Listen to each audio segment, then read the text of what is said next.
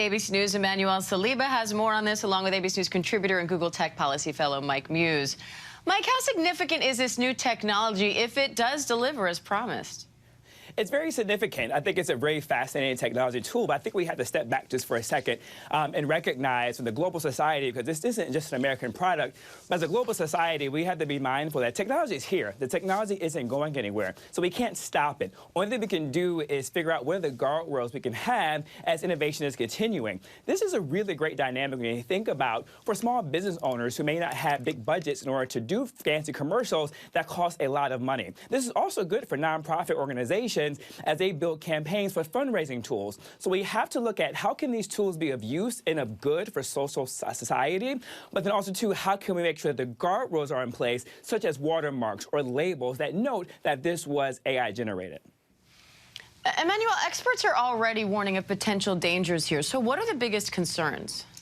The biggest concerns is exactly what Mike was talking about, the inability to tell what's real and what's been fabricated on our feeds. So soon enough, experts I spoke to say that by 2025, 90% of content that we're gonna see online is gonna be AI generated.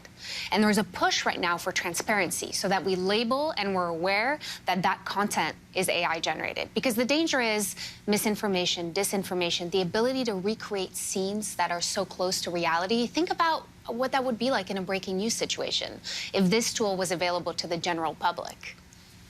So, Mike, once Sora does become available to the public, talk about the dangers a little bit more there, but also what are some common uses? I mean, we keep talking about the dangers of it and the misinformation. Misinformation didn't start because of artificial intelligence. And if as a global society, we're blaming misinformation on AI, then I think there's a larger challenge that we have as a global society. We were looking at misinformation during the COVID-19 pandemic, with misinformation was spreading on Twitter, which was now known as X. We was looking at misinformation on Facebook and other site platforms that didn't have artificial intelligence or generated images. And so we have to address misinformation as a whole, but also, too, we have to start training ourselves.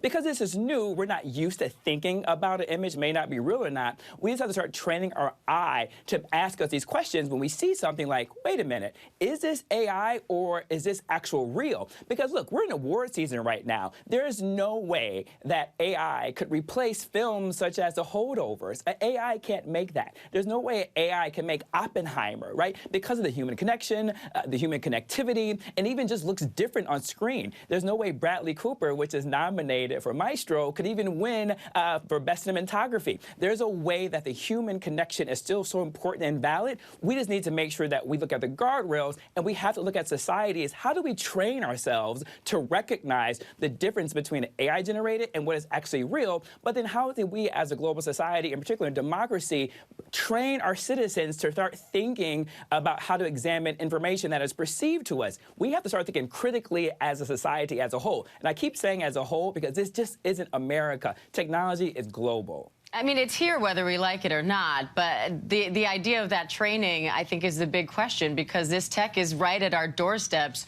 We're not all trained, right? We don't have the ability to look at that video and necessarily know that it's fake. And to say something and have people question whether or not what you're saying is true is one thing. To show a video and not know whether that video is real, that does put things in another ballgame.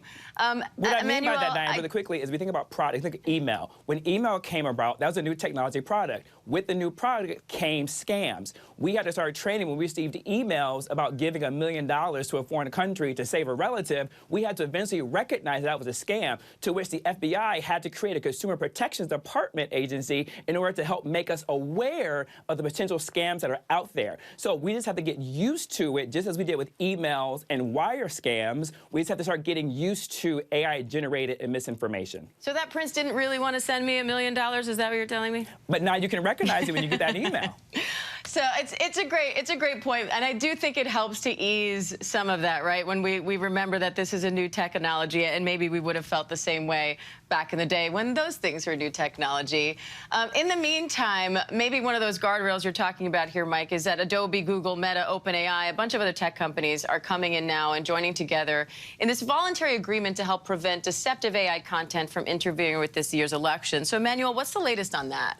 And it's not just our election, but elections worldwide, because this year alone, 4 billion people in 40 countries are slated to vote, and AI could potentially interfere or sway votes. And that's why these companies, tech companies, decided to have a voluntary pact where they would agree to 8 specific commitments, like developing technology to detect AI on their platform, labeling AI on their platform, and all of these other commitments that they're hoping will sort of curb the potential misinformation or disinformation or fooling people. I mean, media literacy and the understanding of all of us to know that this technology can create hyper-realistic video is so important.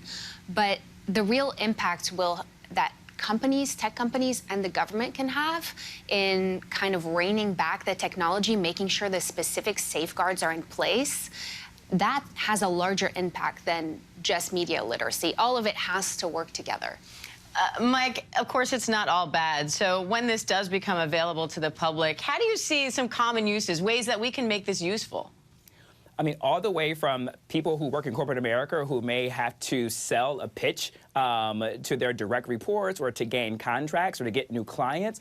As I mentioned before, all the way from nonprofit agencies really helping with their fundraising campaign and tools, all the way for inspiring or emerging filmmakers to help create what a script or a movie could look like, what the feel of it could be, all the way from your local mom and pop coffee shop, helping to talk about what it's a day in the life of coming to the shop and enjoying a cup of Joe with them looks like and feels like. There's so many great use cases that could be used with having the ability to do that and to have this type of generated AI for content, in particular as we move into this era of content is king. It is such a major part of our platform. In part ways, it democratizes people's ability to level the playing field, just as the way that creating music became democratized when you can start making music on a tour bus or in your bedroom. You no longer had to spend $1 million a day to go to some big fancy music studio to record an album. So we saw technology through music democratizing the ability for emerging and independent musicians in order to create music that was of quality, that was just as competitive